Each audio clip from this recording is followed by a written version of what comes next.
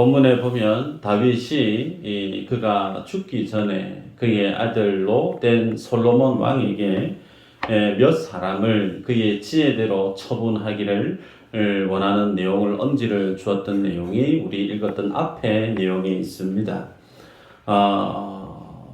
결론적으로 말씀을 드리면 우리가 생각하는 다윗은 하나님 앞에 의로운 사람인가? 우리가 생각하는 다윗은 하나님 앞에 완전한 사람인가? 그런가요? 그렇지 않죠. 우리가 알고 있는 다윗은 하나님 앞에 간음했던 사람입니다. 우리가 알고 있는 다윗은 다른 사람을 죽이게 만들었던 살인자의 피가 있는 사람이 다윗이죠. 그럼에도 불구하고 그 다윗을 세상의 수많은 풍파와 고난과 사건 사고 가운데서도 하나님이 그를 지켰던 것은 그의 왕위를 주님이 늘 붙들고 그의 대를 이어서 솔로몬으로 이스라엘의 왕으로 삼게 했던 그 모든 이유는 다윗에게 있는 열심이나 다윗에게 있는 어떤 의로운 모습 때문이 아니라 그를 향한 하나님의 긍휼 때문이었고 그를 향한 하나님의 언약 때문이었음을 우리는 알고 있습니다. 하나님께서 신실하시고 그 하나님의 신실하신 언약을 인생은 감히 그의 삶의 그릇으로 담아내기 쉽지 않지만 그러나 우리의 하나님은 자신의 신실하심을 주께서 맺으신 그 언약 가운데 끝까지 지켜가시는 하나님. 그래서 그 하나님의 나라는 어떤 사람이 들어갈 수 있는가? 그 하나님의 언약의 긍휼함을 덧입은 사람들만이 그 하나님의 나라에 들어갈 수 있음을 우리는 고백하게 되죠. 그런 가운데 오늘 본문에 보면 다윗은 솔로몬에게 몇 사람을 네가 생각해서 지혜대로 처분했으면 좋겠다. 말은 처분이지만 결론적으로 정리하라는 거죠. 죽일 사람 죽이고 파면할 사람 파면하고 그래서 솔로몬의 왕위가 든든히 세워지도록 네가 지혜대로 처분했으면 좋겠다. 그런 말을 남겼습니다. 여러분 오늘 본문의 내용을 우리가 보면서 그렇다면 하나님의 나라에는 어떤 사람들이 부합되는가? 하나님 나라에 들어갈 수 있는 사람의 요건은 그 하나님의 나라의 천국 시민으로서 부합되는 믿음의 삶의 모습을 지닌 자들은 어떤 자들이고 또 그 모습 앞에 합당하지 않는 자의 모습은 어떤 삶인지를 말씀을 통해 보도록 하십시다. 우리가 어제 보았던 말씀 큐티 내용을 여러분이 다 아실 텐데요. 하셨던 분은 아도니아에 대해서 언급을 하고 있었습니다. 아도니아라는 인물은 차기 다윗을 이어서 이스라엘의 왕위로 올라갈 수 있는 서열 첫 번째에 위치에 있었던 인물이 아도니아 아니었습니까? 그는 스스로 왕이 되기 위해서 그 사람을 지지하는 많은 사람들을 동원했고 그 동원한 그 사람들을 통해서 명실상부하게 온 이스라엘 사람들 앞에서 그가 왕이 되고자 스스로 길을 만들었던 사람이 아도니아였습니다. 그런데 하나님의 뜻에 하나님의 인도하심 가운데 솔로몬이 다윗의 위를 이어서 이스라엘이 왕이 되어진 것을 깨닫고 난 이후에 본인이 자칫 잘못하면 죽게 될 줄 알고 성막에 들어가서 뿔을 붙들고 솔로몬에게 통사정을 하죠. 제발 살려달라. 매달리는 그 아도니아의 그 모습을 보고 솔로몬이 아도니아의 목숨을 살려줍니다. 그런데 단서가 있죠. 말씀을 보면 열왕기상 1장 52절 이후로 보면 솔로몬이 이르되 그가 만일 선한 사람일진데 그의 머리털 하나도 땅에 떨어지지 아니하려니와 그에게 악한 것이 보이면 죽으리라 하고 사람을 보내 그를 제단에서 이끌어내리니 그가 와서 솔로몬 왕께 절하매 솔로몬이 이르기를 네 집으로 가라 하였더라 그랬습니다. 제단뿔을 붙들고 살려달라고 매달리니 솔로몬이 불쌍히 여기고 놓아주기는 놓아주는데 전제가 뭐죠? 악한 일을 하면 안 된다는 거예요. 그 악한 일을 하면 반드시 죽게 될 것이다 라고 얘기를 하지 않습니까? 그런데 얼마 시간이 있은 이후에 아도니아가 밧세바에게 와서 자기에게 소원이 하나 있는데 들어주면 좋겠다라고 청을 합니다. 그 소원을 하기 전에 그는 밧세바에게 무엇을 얘기하냐면 서열상 이스라엘의 왕은 다윗 다음에 내가 되어야 되는 게 맞는데 당신도 아시다시피 그 왕의 자리는 원래 나의 자리였는데 하나님께서 하신 일 때문에 결국 그 왕의 자리가 동생 솔로몬에게 갔었다. 온 이스라엘 사람들의 얼굴이 다 나를 바라보았는데 하나님이 그 왕위를 솔로몬에게 줬기 때문에 이것은 어쩔 수가 없다. 그러나 나에게 소원이 하나 있는데 다윗이 품었던 아비삭을 내게 안일어주면 좋겠다라고 얘기합니다. 여러분, 아비삭이라는 그 여인은 다윗과 관계를 맺진 아니했지만 명실상부한 다윗의 후궁에 위치했던 여성이었죠. 그런 여성을 아도니아는 자기의 아내로 달라고 했던 거예요. 그 소식을 들었던 밧세바가 그 내용을 솔로몬에게 알려주죠. 알려주면서 하는 얘기가 뭐냐면 작은 일 하나를 내가 얘기하겠다 그렇게 얘기합니다. 그래서 그 작은 일이 뭐냐면 아도니아에게 아비삭을 주라는 거죠. 결국은 그 얘기를 전해 들었던 솔로몬이 어떻게 처리를 합니까? 화를 냅니다. 화를 내면서 그 사람은 내 형인데 그러면 내 이 왕위도 왕의 자리도 형에게 주는 게 더 맞겠네요. 그러면서 그 자리뿐만 아니라 아비아달도 놔주고 요압도 놔주고 다 그냥 놔주라고 그러면서 화가 나면서 아도니아가 반드시 오늘 죽게 될 것이라고 얘기를 하면서 결국은 아도니아가 그날 죽게 되죠. 여러분, 이 모습을 보면 아도니아가 정말 죽음의 자리에 섰을 때 솔로몬 왕의 그 배려, 그 솔로몬 왕의 용서, 그것 때문에 그가 생명을 부지했는데 생명을 부지했으면 응당 그의 삶의 처신은 소위 인간적으로 보면 눈치를 보는 게 맞죠. 내가 하는 생각, 내가 하는 이 말이 솔로몬에게 있어서 이것이 선한 것인지 악한 것인지 적어도 분별을 할 줄은 알아야 되잖아요. 그런데 다윗이 품었던 그 아비삭, 소위 후궁을 자기에게 달라고 했던 그것은 장차 이스라엘의 왕이 자기가 될 수 있는 명분을 소유하기를 원했던 그 왕의 자리를 포기하지 않고 있었던 그의 속내를 그대로 드러내 보였던 것임을 우리는 보게 됩니다. 인간 속에 있는 욕망, 그 욕망이 결국에는 어디로 사람을 이끌고 가느냐면 죄의 자리로 이끌어 가게 할 뿐만 아니라 종국에는 사망의 자리까지 사람을 이끄는 그 모습, 우리가 창세기에서 보아 알지만 선악과를 따먹고자 했던 그 욕망, 하나님만큼 높아지고자 했던 그 탐욕, 그 탐욕의 끝이 뭐라고요? 사망의 자리에 놓이게 된다는 거예요. 그래서 아도니아라고 하는 인물을 통해서 성경이 우리에게 보여주는 내용은 죄 사함의 은혜를 아는 자들이 가는 곳이 어디라고요? 하나님의 나라입니다.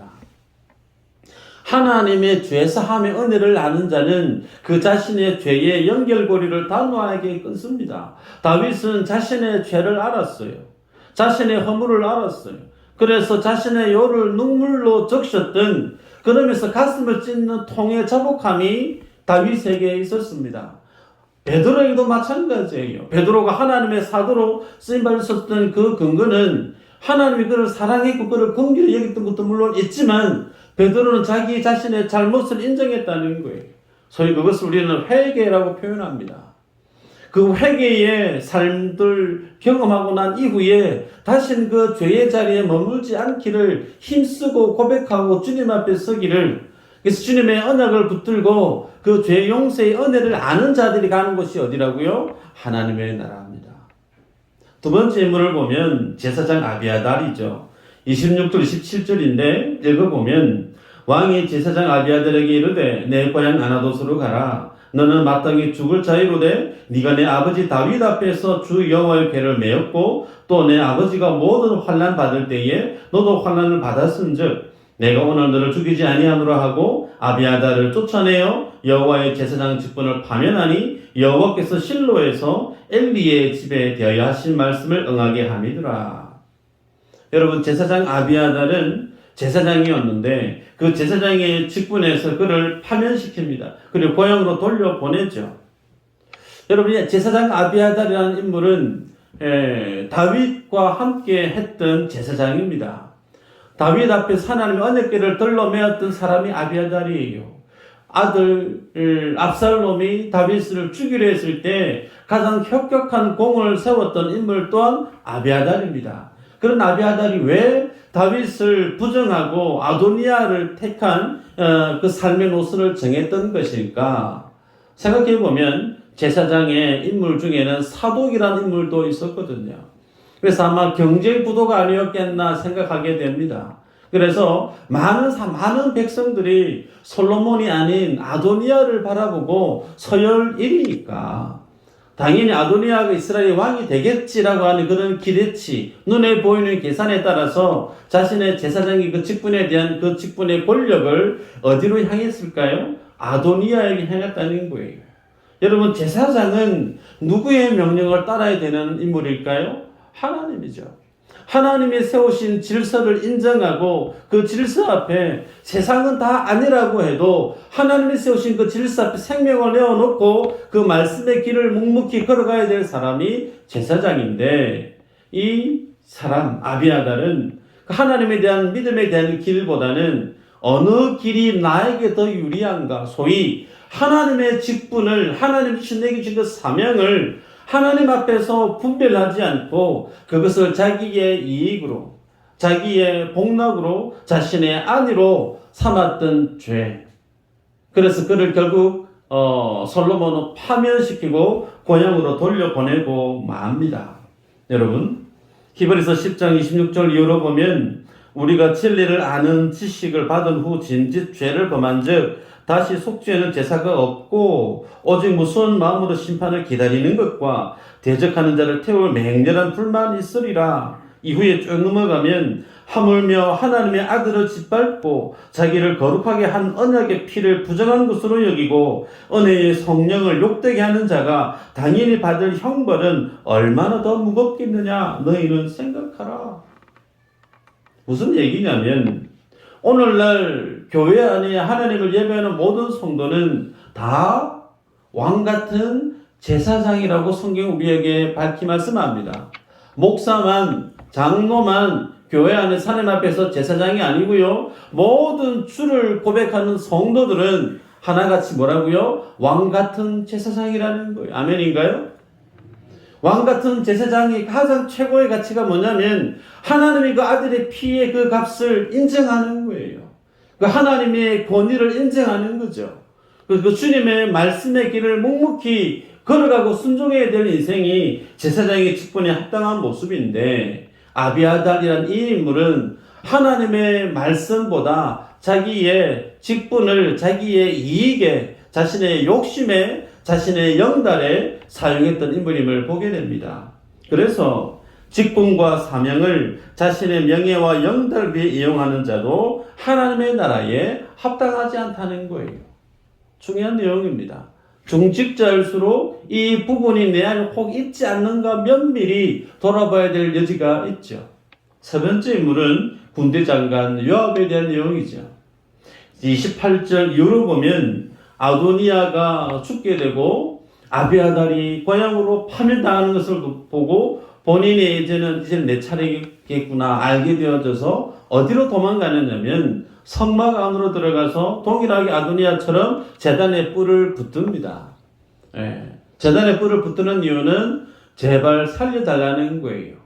하나님 앞에서 거룩한 하나님의 임재가 있는 이곳에서 사람을 죽일 수 없으니까 그 하나님의 백을 의지하고 본인이 살고자 하는 마지막 몸부림을 치는 모습을 보게 되어집니다. 여러분, 이 요압이라는 인물을 왜 솔로몬이 죽이려고 하느냐면 요압은 두 군대 장관을 죽였던 인물로 다윗이 지목을 했다는 거예요. 우리가 다 보지는 않았지만 요압의 죄는 사울 왕과 다윗이 대치하고 있었을 때에 사울 왕의 군대 장관이 아브넬이라고 하는 사람이었습니다. 그 아브넬과 그리고 다윗 진영에서의 군대 장관은 요압이었어요. 근데 그 요압의 동생이 있었습니다. 요압의 동생 아사헬이 있었는데 이 아사헬이 아브넬과 싸우려고 막 하는 거예요. 그런데 아브넬이 죽이기 싫은 거예요, 아사헬을. 누가 보더라도 저기 밑에 실력이 안 되는 적군이 나를 죽이려 하니까 돌려보내려고 계속 가라고, 쫓아오지 말고 가라고, 쫓아오면 너 죽는다고 몇 번을 타일로가 안 싸우려고 그랬는데 계속해서 아사헬이 공을 세우고 싶어서 달려들었다는 거예요. 결국은 아브넬에게 죽임을 당하고 맙니다. 그런데 그 아사헬이 어떤 인물이 있느냐면 요압의 동생이었다는 거예요. 내 동생을 죽인 아브넬을 살려둘 수 없는 거죠. 결국은 아브넬이 투항을 하고 다윗에게 망명 신청을 했을 때 다윗이 아브넬을 용서해 줄 뿐만 아니라 자신의 신하로 거두어들였습니다. 인정해 줬다는 거예요. 그런데 그 모습을 알고 있던 요압이 인사하는 척하면서 아브넬을 암살해버리고 말았다는 겁니다. 두 번째 인물도 있습니다. 아마샤인데요. 사무엘하 20장에 보면 세바의 반란 때에 그 반란을 진압했던 인물이 누구냐면 아마샤입니다. 이 아마샤는 다윗의 누이의 아들, 소위 말하면 조카뻘 됩니다. 조카뻘 되는데 이 아마샤가 이제 다윗의 총위를 입고 유다의 군대 장관의 위치에 올라갈 것을 내다보고 저 자리는 내 자리인데 같은 자리를 두고 경쟁해야 되는 아마샤가 보기 싫었던 거예요. 결국은 동일하게 아마샤도 본인이 제거해버리고 죽이고 맙니다. 그것을 다윗이 알고 있었다는 거예요. 결국은 어떤 내용이냐면 하나님의 나라에 하나님이 그 사람을 들어 쓰시는데 들어 쓰임받는 그 일꾼의 모습 속에는 반드시 있어야 될 것이 뭐죠? 공의라는 어려운 삶의 선택이라는 겁니다. 그런데 그 공명정대함이 사라져버리고 자기의 이익을 쫓아서 자신의 혈육을 통해서 자신의 자리를 지켜가려고 했던 그 요압의 잘못된 처신을 두고 솔로몬은 그의 생명을 취하는 것을 보게 되죠.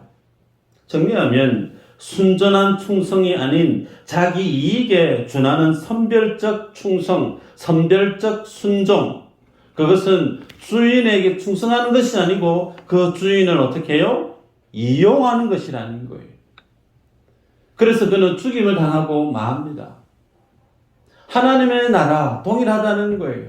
그 하나님의 나라에 들어가는 하나님의 백성들의 삶의 그 모습에는 온전히 순전한 하나님의 말씀에 대한 순종이 있어야 되는데 그 하나님을 이용하는 자신의 지위나 자신의 어떤 위치나 그것을 위해서 하나님의 주신 그 직분을 이용하는 자는 그 하나님의 나라에 못 들어간다는 거예요. 마지막 인물을 보면 시므이라는 인물이 있는데 안 읽었지만 36절에서 46절에 있는 인물이죠. 이 시므이도 요압과 비슷하게 기회주의자다 할 수 있습니다.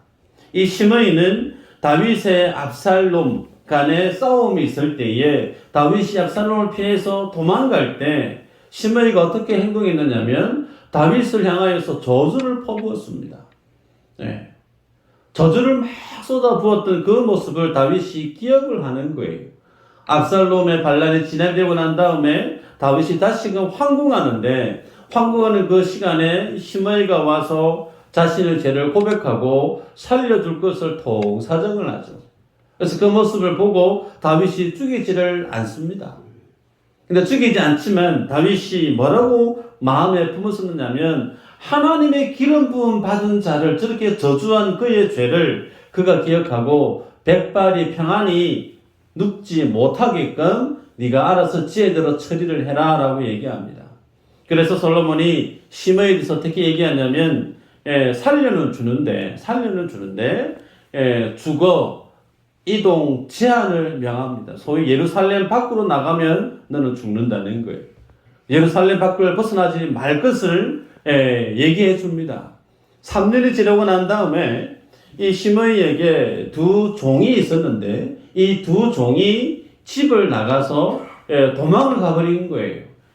그리고 블레셋 진영으로 도망을 가버렸는데 종이 주인을 버려서 도망을 갔다라고 하는 것은 괜히 도망갈 리가 없죠. 주인이 얼마만큼 그 종을 힘들게 했는지 좋게 짐작할 수가 있죠.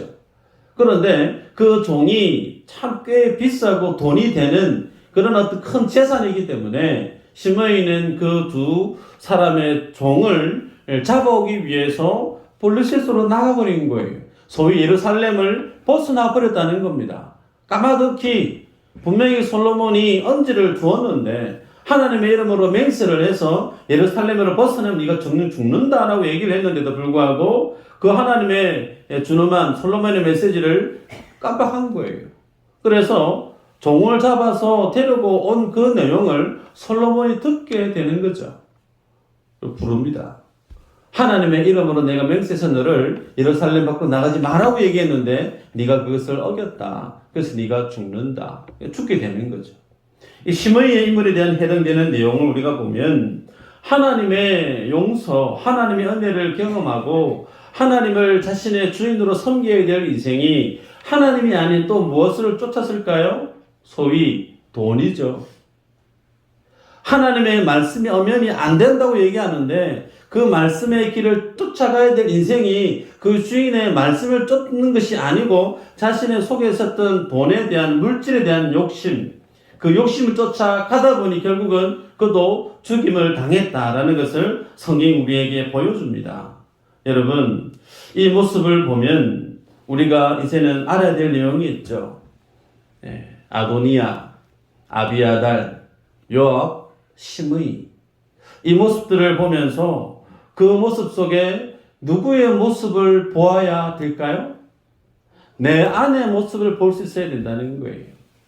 성경과 아도니아, 나와 요압, 나와 시므이 별개의 인물로 볼 게 아니고 그들 모습 속에 있는 잘못된 모습들이 오늘날 내 안에도 있음을 내가 볼 수 있어야 된다는 거예요. 많은 사람들 앞에서 내가 주인이 되고 싶고 많은 사람들 앞에서 내가 왕이 되고자 하는 내 안에 있는 그런 교만함이 내 안에 있지 않는가? 하나님이 내게 주신 직분이 있고 사명이 있는데 그 직분과 사명을 순전하게 하나님만을 위해서 살아야 됨에도 불구하고 그것을 나의 명예로 나의 자존심으로 대체하기 위해서 애써 노력하는 모습이 혹 내 안에 있지 않는가?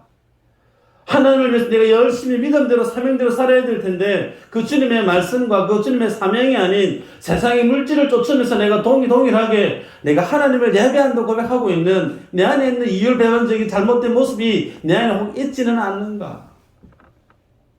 돌아볼 필요가 있다는 겁니다. 중요한 것은 오늘 이 자리에 있는 여러분들이 나는 세상 두 쪽 나도 반드시 나는 하나님의 나라 들어갈 수 있는 하나님의 백성이 맞다 라고 확신하는 분이 계실 텐데요. 그렇다면 우리 중 안에나 단 한 분도 빠짐없이 좀 전에 말씀을 드렸더니 네 사람의 케이스가 크고 작게 우리들 마음들 속에 우리 심령 안에 자리해 있음을 고백할 수밖에 없다는 거예요. 내 안에도 누군가가 나를 인정하지 않을 때 그걸 참지 못하는 누군가 나의 자존심을 살짝만 걸고도 그것을 견디지 못하는 나의 이 직분을 나의 영광으로 인정하고 생각하는 잘못된 모습들이 혹 내 안에 있을 수 있다는 거예요. 하나님이 어떻게 할까요?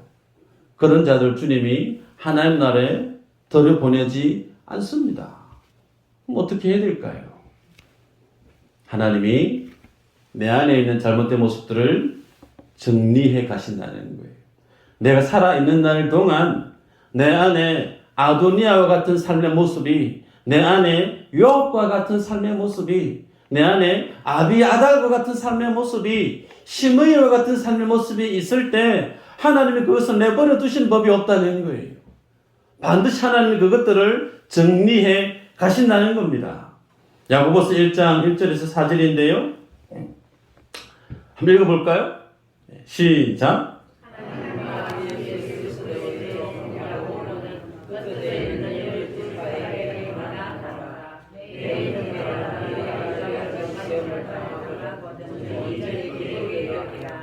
이는 너희 믿음의 시련이 인내를 만들어내는 줄 너희가 알미라.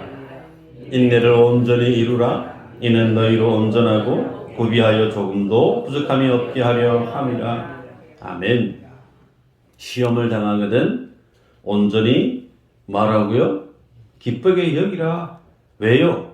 이는 너희의 믿음의 시련이 인내를 만들어내는 줄 너희가 안다. 그 인내가 뭘 만들어내죠? 하나님 앞에서 너희로 온전하고 구비하여 조금도 부족함이 없게 되어진다는 거예요. 하나님은 우리를 하나님이 거하시는 그 하나님의 나라로 인도해 가실 때 지금의 나의 모습 이대로 주님 나를 이끌어 가시면 그 하나님의 나라가 어떻게 될까요? 솔직하게 생각해 볼까요? 지금의 내 모습, 내 생각, 내 성정, 내 인격, 지금 이 모습 그대로 주님의 나를 하나님의 완전한 그 의의 나라로 이끌어 가시면 그 하나님의 의의 나라가 어떤 나라로 바뀔까요? 죄악의 나라로 바뀔 겁니다. 나밖에 모르는 물질의 탐욕스러운 잘못된 나라로 변질될 수 있을 거예요. 내가 1등이 되어지지 않으면 시기 질투로 가득 차 있는 나의 못난 모습들로 변질되어져 버린 그 하나님의 나라가 될 수 있을 거란 말이에요. 그래서 하나님의 나라의 어떤 그 영광, 주님을 향한 어떤 그 충성, 그런 모습과는 전혀 상반된 내 안에 오롯이 나를 위한 삶으로 지금 열심히 살아가고 있는 지금의 내 이 모습으로 하나님 나라를 그대로 옮겨주신다면 지금 이 세상은 죄악의 세상인데 그나마 괜찮지만 하나님의 그 나라는 나로 인해서 잘못된 나라로 물들 수 있을 수 있다는 거예요. 그걸 주님이 용납하지 않습니다. 그래서 주님은 하나님의 백성들을 반드시 사람 막대기와 인생 채찍으로 다스립니다. 그래서 하나님이 우리를 조금도 그 주님 앞에 설 때에 부족함이 없는 인물들로 온전하게 구비하게 만든대요. 뭐로요? 시련으로, 시험으로. 이 인물로 살았던 한 인물을 얘기하고 말씀을 맺습니다. 사도행전 15장 36절 이후로 보면 사도 바울이 바나바와 함께 이제 2차 선교 여행을 가고자 하는 과정이 쭉 소개되어지는데 거기에 보면요, 1차 선교 여행 때 바나바의 생질 소위 조카입니다. 조카 마가 요한이 함께 했었는데 마가 요한이 중도에 선교 일정 중에 자리를 이탈해버리고 맙니다. 힘이 들었는지 나 더 이상 같이 선교하기 힘들어요. 나 이제 갈랍니다. 가버린 거예요.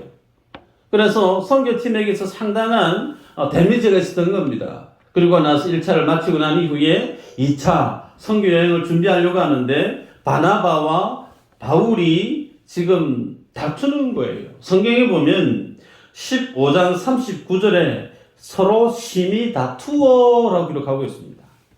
서로 심히 다투었다라고 하는 것은 아주 격렬한 논쟁을 했다는 거예요. 말싸움을 정말 심하게 했다는 거죠. 이유는 바나바는 자기 조카이기 때문에 그래도 마가요와 한 번 더 데리고 가입시다. 그거죠. 근데 바울은 절대 안 된다는 거예요.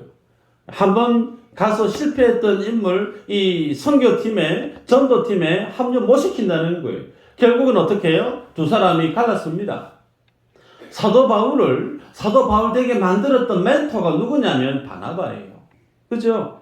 근데 그 바나바의 권유를 원리 원칙주의자였던 바울은 끊어내 버립니다. 그래서 각자 이제 복음 사역을 향해 각자가 선교하는 일이 되어지죠. 그렇게 한평생 사역을 하다가 노년에 어떤 일이 벌어지느냐면 디모데후서 4장 11절 이후로 보면 바울이 감옥에 갇힙니다. 그래서 혹자는 디모데후서가 가장 나중에 바울이 서신을 썼던 편지다 그렇게 얘기하는 학자들도 있습니다. 그 말의 의미는 사도 바울이 이제 감옥에서 그가 순교 당할 날이 얼마 남지 않았음을 직감했다는 거예요. 내가 이제 죽을 날이 거의 다 됐다는 겁니다. 그걸 아는 거죠. 그런 가운데 그가 얘기합니다. 오직 누가만 나와 함께 있느니라. 마가를 데리고 함께 오라. 그가 사역을 위해 내게 유익하니라. 1차 선교 여행 때 자아 때문에 정말 힘들었는데 자아는 절대 내하고 같이 사역 못한다. 정말 관심 딱 끊어버렸던 마가 요한을 이제는 어떻게 해요? 노사도가 된 바울이 데려오라는 거예요. 사역에 유익한 인물이다. 소위 마가 요한, 하나님의 쓰시는 사역자가 맞다라고 그 사역을 인정하고 있는 바울의 모습을 보게 되죠. 왜 바울이 이렇게 바뀌었을까요? 젊었을 때 바울과 지금 이제 순교의 제물로 쓰인 그의 노사도의 상황 가운데 상황을 바라보는, 인물을 바라보는 시각이 달라진 이유가 어디에 있을까? 바울이 어떤 삶을 살았죠? 가장 고난을 많이 당했어요. 가장 수많은 환난을 당했어요. 그 가운데 그의 마음이 바뀐 겁니다. 젊었을 때는 열정으로 패기로 살았던 바울이었지만 하나님 앞에 환난과 시련과 고난 가운데 조금도 부족함이 없는, 온전히 구비되어져 있는 완전함을 갖추고 있는 바울의 모습을 바라보면서 그 마음속에 그때는 부족했고 그때는 내하고 안 맞았던 그 사람일지라도 어떻게 해요? 그 사람을 자기 마음속에 담는 거예요. 그를 인정해 주는 겁니다. 결국은 마가 요한이 우리가 보고 있는 마가복음을 기록하는 저자가 됩니다. 사도들이 죽어나갈 때 안 되겠구나. 하나님의 말씀이 사라지면 안 되는데 가장 먼저 복음을 기록하게 만들었던 인물이 마가 요한입니다. 이로써 하나님의 나라가 한 사람이 그 사람을 품어주고 그 사람을 세워줄 때 그 한 인물이 다시금 세움을 입고 놀라운 하나님의 일하심에 아름답게 쓰임받는 인물로 세워지는 것을 보죠. 1년에 하나님 이 나라가 완성되어짐에 있어서 하나님은 바울되게 만드셨다는 거예요. 열정으로, 패기로, 달란트로만 쓰임받는 것이 아니라 하나님이 그에게 부족했던 모습들을 그 인생 가운데 만지셨다는 거죠. 그래서 하나님은 짤을 잘라내십니다. 하나님 우리의 인생을 가지치게 하세요. 하나님 때는 우리의 삶을 만지십니다. 터진 것을 싸매세요. 그리고 우리의 삶의 모습들을 주님이 일으켜 세워주십니다. 이 한 주간 내가 그 하나님의 나라에 들어갈 하나님의 자녀가 맞다. 다 아멘일 텐데요. 그러면 한 주간 동안 내가 하나님 앞에 내 안에 부족한 모습이 무엇인지 말씀 속에 내 인물을 비춰가면서 자신을 객관하시길 바라고, 더 나아가서 내 마음속에 저 사람은 좀 내하고 아닌 것 같아. 저 사람은 좀 내하고 좀 안 맞는 것 같아. 가로치기, 가로받게. 그렇게 내치는 것이 아니라 그 사람도 나와 다르고 내하고 좀 맞지 않아도 그 사람을 이해하려고 하고 그 사람의 관점에서 품어보려고 하고, 그래서 내 삶 속에 한 사람씩 한 사람씩 그 사람까지 품을 수 있는 믿음의 그릇을 키워가는 이 한 주가 되기를 주의 이름으로 축복합니다. 기도합니다.